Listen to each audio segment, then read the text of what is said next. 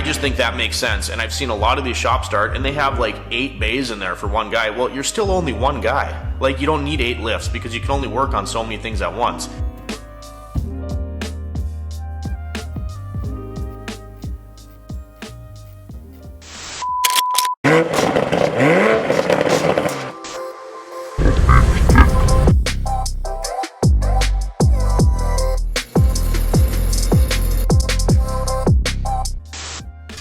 Hey guys, welcome back to the channel for another discussion video. If you're new to the channel, welcome. When we do these types of videos, we just sit down and talk about stuff. Automotive related, repair related, car industry related, tools, that kind of thing. Today what I wanted to touch on, and really this has been asked, perpetually the whole time that I've had my business, and we'll get into that, but especially over the last couple weeks again, is people that are thinking of starting their own repair shop. If you've been around the channel, you know that 99.9% of the time, this is just me. I started at the Toyota dealership, went out on my own. In August this year, it'll be 5 years that we've been in business. I've learned a lot. I've learned a lot about running a repair business versus just being an employee wrenching on the cars. And I get asked lots of questions all the time. And it could be, about inventory or pricing or customers or a million other things. And I was discussing with someone recently, they called me, we were talking about, how I went about my business, the things that to me are the most important, the things that challenge me the most, bring me the most challenges,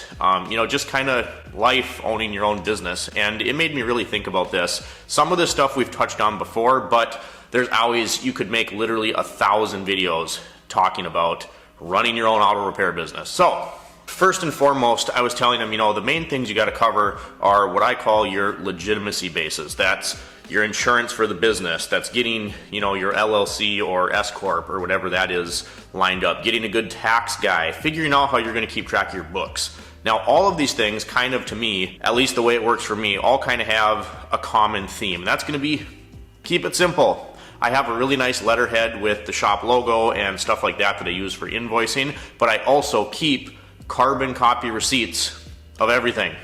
And I realized that maybe that sounds dumb because 2026, why isn't everything on the computer? I have my stuff on the computer, but a lot of times real world situation, you're talking to this person comes in for their oil change. It's nice to have that carbon copy book just to quick scratch down what you did because maybe you're not at your computer. Then at the end of the fiscal year, you always have this physical book. I just label them across the top with a Sharpie that, what if something happens to your computer or something didn't get entered? That's always sitting on my toolbox, and it's just a quick way, surefire way. Everything's in this spot, and then, you can file them away, keep them for your records. It's just an easy thing to do. And in today's world, I think it's easy to get caught up into all of these different things that, especially like me as a smaller operation, there's a lot of this stuff that I don't need. At the dealership, that was one of my frustrations when I left, is we had literally like 7 different computer programs to do one invoice, one repair order. If it was a used car, you had your dealer FX, you had CDK, you had, there's literally like just a million things going on. And I'm like, dude, you don't need to do that. And he's like, that's literally how you do it. I said, yep, I have nice letterhead, I can print everything off, save it to the computer, but I also keep carbon copies. But first and foremost, I just told him those are the necessities. You have to have your LLC, your S Corp, whatever it is. You have to cover your own butt. You have to have a tax guy because you got to pay your taxes. You got to keep track of that. You don't want to get in trouble. So you got to have that squared away. You have to have insurance. The lift falls, the shop burns down, whatever the case may be. You have to research that and figure out what policy is going to work the best for the services, that you're providing. So that was kind of the first thing I told him was you want to make sure you have all those necessity things covered.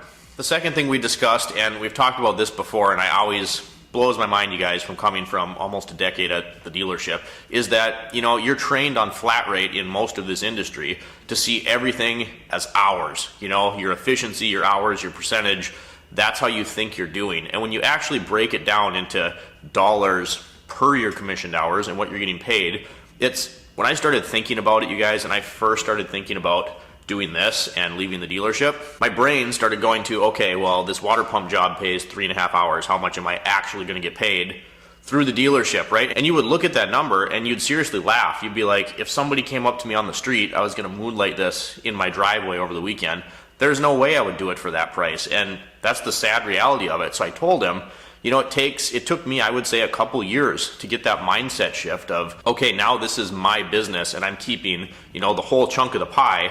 minus my overhead and expenses. And it took a long time to realize that I could work on one car and make the same money that I made working on, 10, maybe a dozen cars sometime at the dealership. There was just so much wasted space at the dealership, and it's really criminal in a lot of cases what the technicians are being paid now. It's such a small sliver of that pie, and every time you turn around, you're getting nickeled and dimed to death, so to speak. Times are changing. They're figuring out ways, somehow really to pay you less, and that's just the sad reality of it. But that mindset shift that you don't have to be as big of a part of the rat race is something that takes a long time to learn, and you have to, because otherwise you're going to be stressed out the whole time, and that's going to get you absolutely nowhere. On the flip side of that coin, you're always working, and it might even be indirectly. You found a good deal on a lift, so now it's 8 o'clock at night, you're driving 2 hours away to go pick it up. That's investing back in your business. Oh, it's a random Tuesday. I got one appointment. I'm done at noon, but now I have to run to the bank. I have to go pick up consumables. I have to go get business cards made. I have to run and, whatever the case is, drop off my used oil with my oil guy.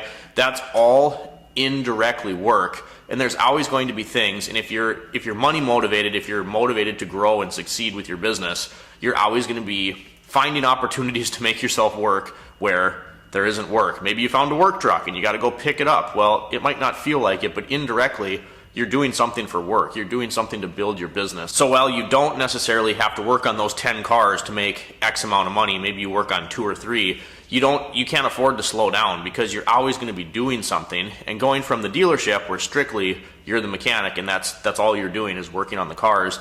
Now you're working on the cars and you're organizing the business and you're the parts guy and you're the service advisor. So all of those things kind of tie together and you end up working a lot more than you think you are, but your brain tells you, okay, well, I'm not right there wrenching on a car. Well, just because you're not directly wrenching on a car doesn't mean you're not doing things to improve your business. The other thing I wanted to touch on here is, and this one's frustrating, but you don't want to spread yourself too thin. And what I mean by that is you want to start small, right? And I get this question a lot too. People, well, would you ever do mobile mechanics? Absolutely not. Especially not in my climate because we have really terrible winters. But even then, I wouldn't want to do it. Everyone says, well, you don't have near the overhead. You don't have a shop. And it's like, yeah. And I've done stuff, favors for friends and family. When you're on the side of the road, you never bring the right tools. Then it's dark. Then it starts raining. Just no, don't want to do it. If you're a mobile mechanic and you love it, that's great. It's not for me. I want to have my lift. I want to have all the tools in one spot so I don't forget stuff.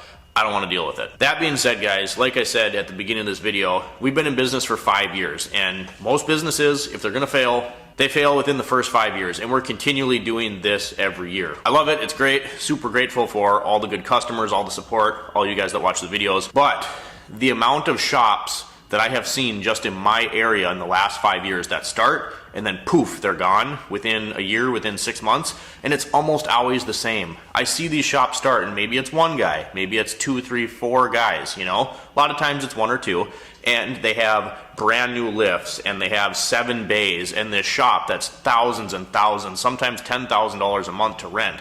All of the latest equipment, they have a tow truck. They spend so much money starting and buying all the shiny fancy stuff that, just to wake up in the morning and to clear your overhead for the month, you have to make, this much money. And it's like, okay, now it's the 20th and now we're starting to make money for the month. Well, that's backwards. And I'm getting to the point here where this shop is way too small. I have 2 stalls, this one that we're currently in. You go outside around the corner and I have another stall, another garage door over there. It's great to have 2 stalls, but physically I need more space. It's tight, it's cramped, but I don't have the stress of too much overhead, right? And I have a very specific plan and a very specific set of things and criteria in place to upgrade the shop, which we're currently looking into and working on. It's just going to take time to find the right deal. But I was like, you know what?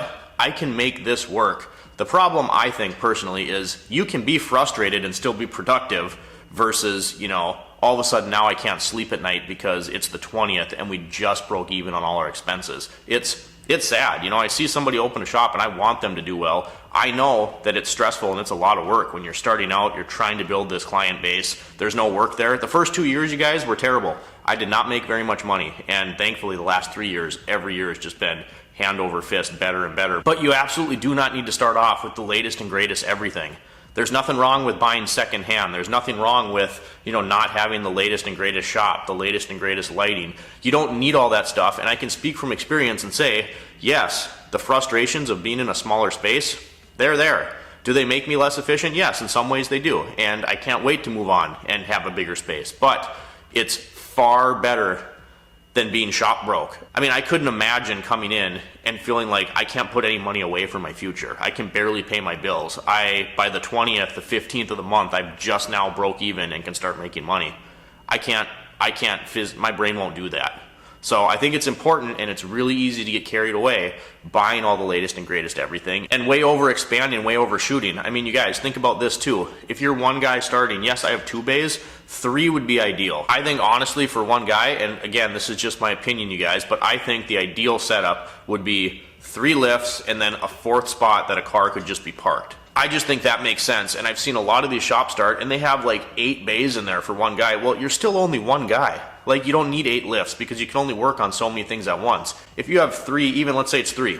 Let's say I have 2 lifts and 1 bay for an empty spot. Well, one guy can roll and, waiting on parts, things like that. But 6 to 8, you don't need that many, and now you're just kind of wasting money. I mean, cars can sit outside and wait in the parking lot. If you're that busy, that's great. But during the day, you can only work on a couple things at a time. You don't need 8 bays. So if your shop's making you broke, your business, you don't even stand a fighting chance. The last thing that I think is very, very important, and this is something you learn over time, because you learn what you're good at, you learn what your strengths are, your weaknesses are, and you learn what honestly you want to put up with. And when you start, you have this mindset that everybody that calls you deserves your time and you have to give them your business, and that's not the case. You can fire customers, and the more you do this, the longer you do it, you're able to sniff out the bad customers, a long ways away. I just had someone today, you guys, and I'm sorry, but this is how it goes. 3 strikes, you're out. If you waste my time 3 times, I'm done with you, sometimes 2 times. And these are just things that you learn, as you're in business, but you have to learn, if a job comes in and you're not going to make any money on it, or, you slave over it for 4 days and you're going to make a couple $100, it's not worth it. The other thing is, and I hear this all the time, is just, if you don't really want to do it, just bid that job really high. Well, sure, you could do that. If you want to bid it high and they bite, well then, whatever.